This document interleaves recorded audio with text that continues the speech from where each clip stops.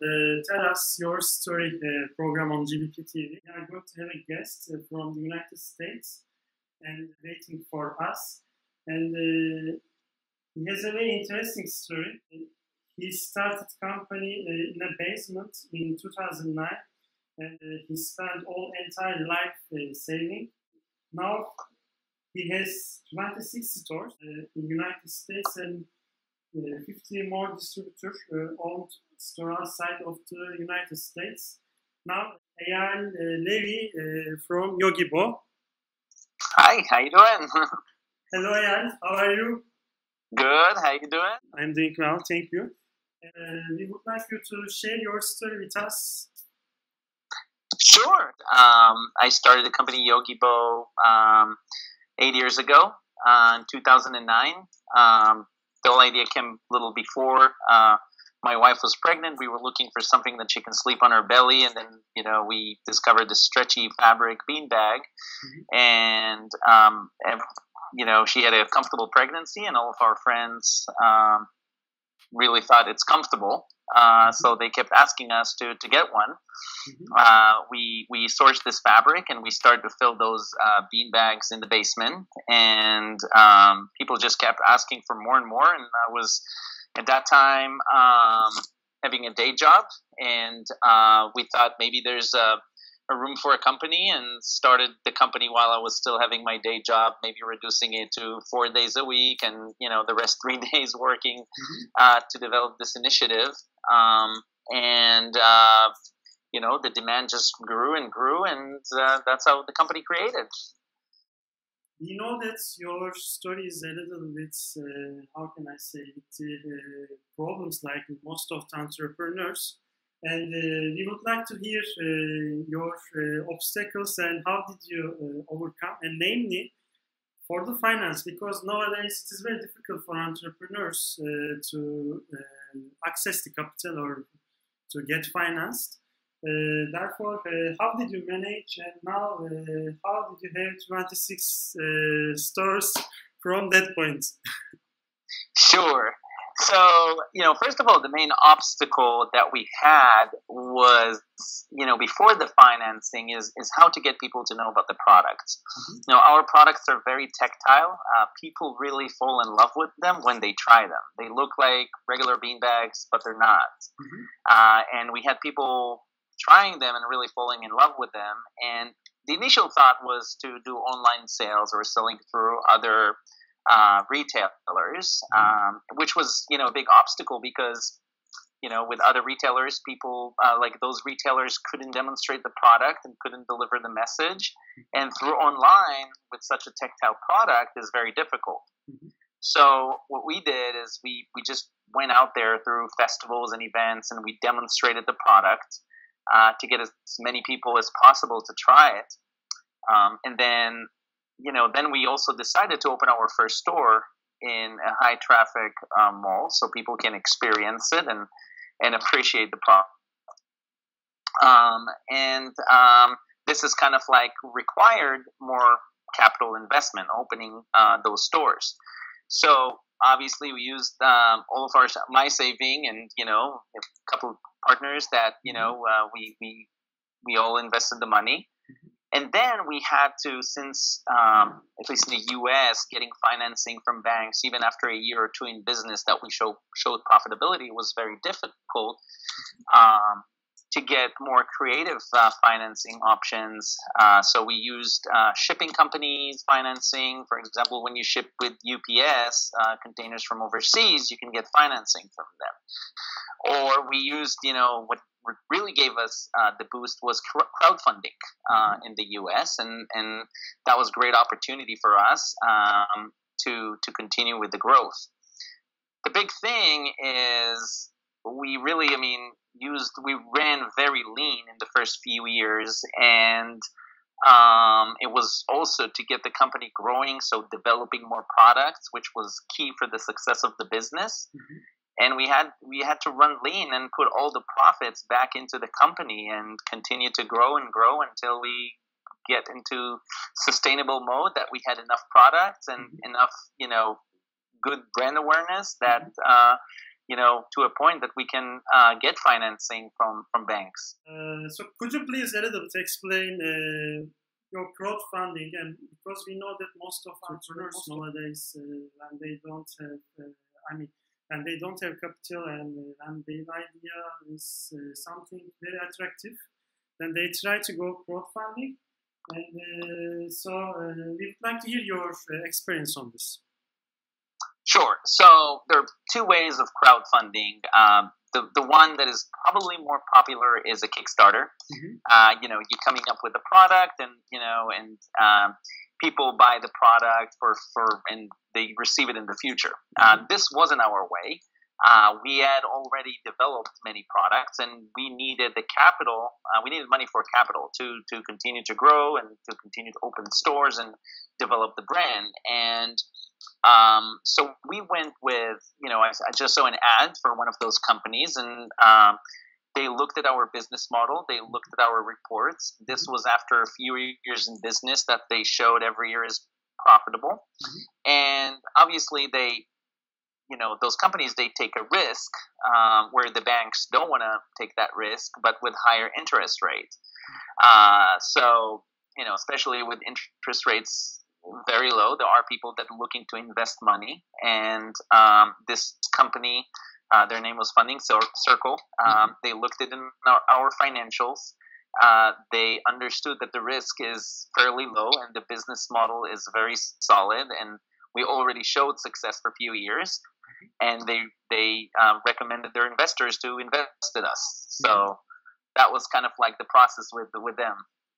Yes, actually, it gives me a little bit different idea that banks are saying they are supporting entrepreneurs and entrepreneurship, but somehow you prefer to go somewhere else within the higher interest rate. I mean, you took a risk as an entrepreneur. Maybe there should be something, a unique banking model just for entrepreneurs. I think it would be much helpful for the entrepreneurs, and it will change the industry a little bit.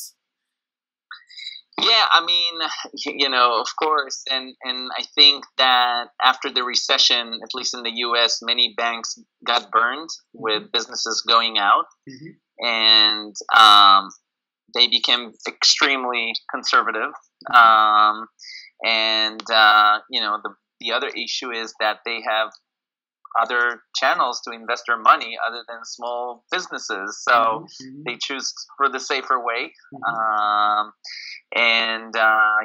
So it's definitely a challenge for entrepreneurs.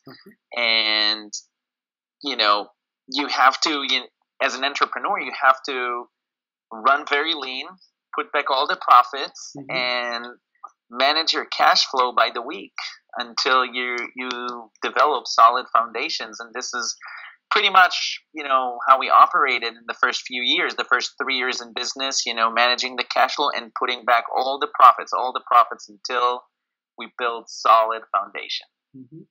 Exactly, but now I'm sure that those banks are coming and asking you to have an account on their bank or to give you some loan, to provide you some loan. It's a little bit interesting story actually, and but at the beginning they didn't give you a hand, and yes, because now we have 26 stores.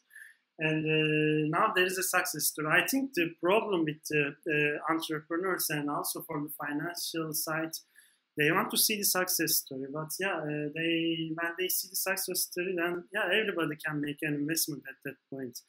Before that, if you make investment before that point, this is what differentiates you from others. And banks should be a little bit focused on this model. And now I would like to ask you current situation. Now, how your company is going, and what are your recommendations for the entrepreneurs? And so, tell us. Of course. So let's start from the end. So recommendations for entrepreneurs. So, it's all about managing the cash flow. It's all about managing the cash flow. You have to manage the cash flow by the week to make sure that, you're going through the cycles because companies can fall on just cash flow management. So being conservative with managing the cash flow, running lean in the first years, putting all the profits back into the business, it's very important. Secondly is, with managing the cash flow on a longer term is how you want to base your growth or strategically think about the financing. For example, one of the things that still exists, even for bigger companies here, is that the banks are looking for collateral. Okay, so for example, for us, in the early years, we invested most of our money in renovating and opening new store, and that wasn't considered as a collateral for the bank, as opposed to if we bought a building, that can be used as a collateral. So banks want to see the safe route. They can give you a line of credit, but they need the collateral against it. So how to strategically, and every business is different. Obviously, we had, capital investment to renovate stores or develop new products, and businesses are different, but that's something to think about. If you invest in R&D and developing a new software, it's, the way the banks look at it, maybe the software are going to yield money, maybe not, but they can't use it. It can be the best software ever, and the next Facebook, or but the banks don't look at it this way. They want us be safe and see what the collaterals are. So that is important when you strategically plan your future financing, and showing it's very, very important, especially when you start relationship with financial institutions like bank, to show that you have a budget and you're meeting it, and that gives them confidence. If you provide them financial, and then quarter after quarter, they see that you're, hitting your goals or hitting the budget, then they can, it's building up the relationship. But if they see, that you start a relationship with the bank, and if they see after a quarter or two, hey, you projected, this amount, but you fall short, this is where you can't build a relationship further. So being super diligent with budget, cash flow management is extremely important, especially for the first years, because as any small company, banks look at it as a big risk. Exactly. And unfortunately also. Yeah, unfortunately, yeah. And we hope for the SMEs, they will help and they will support more in the meantime. Or maybe there will be another entrepreneur who will say, yeah, I'm going to create a bank for entrepreneurs. It can change all the industry and it can change everything.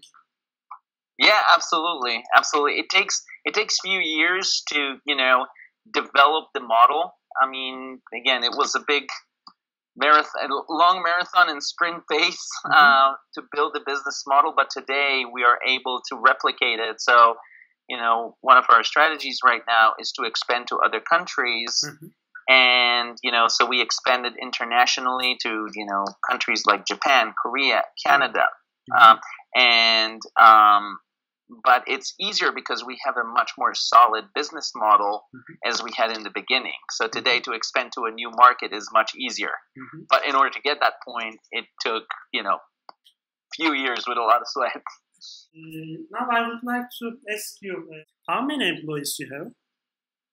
So currently, we work with the distributors. So at the company, we're run based on the season. Right now, we're about 250.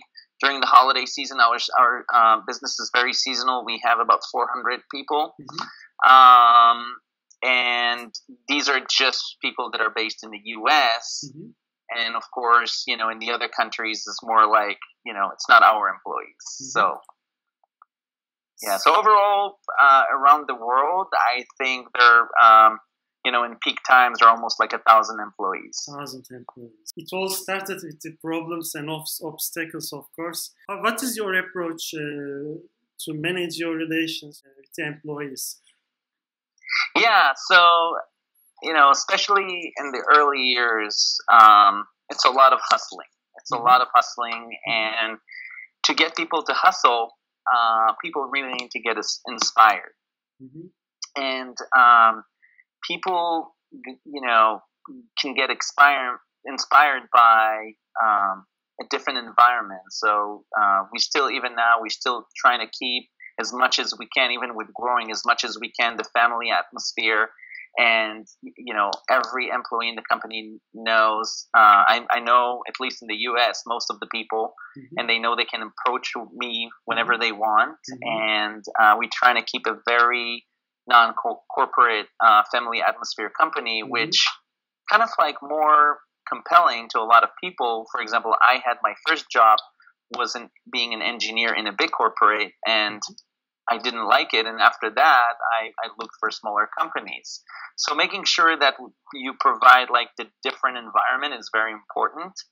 Also, to show people that they can grow within the business. So one of the cool thing with us is a company that is growing very rapidly is people could grow. People started as sales associates in the store, and some of them within a few years grew to be district managers and even more. So they see the path and how people can grow in a company in a relatively fast pace is very inspiring for them. Also, people, making sure they're motivated, creating like a good atmosphere and fun is a key.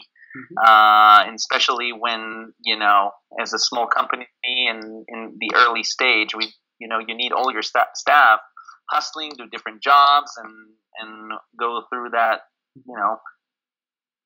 tough period of time, but they need to see also the benefits of that. It's very hard to convince somebody just work hard.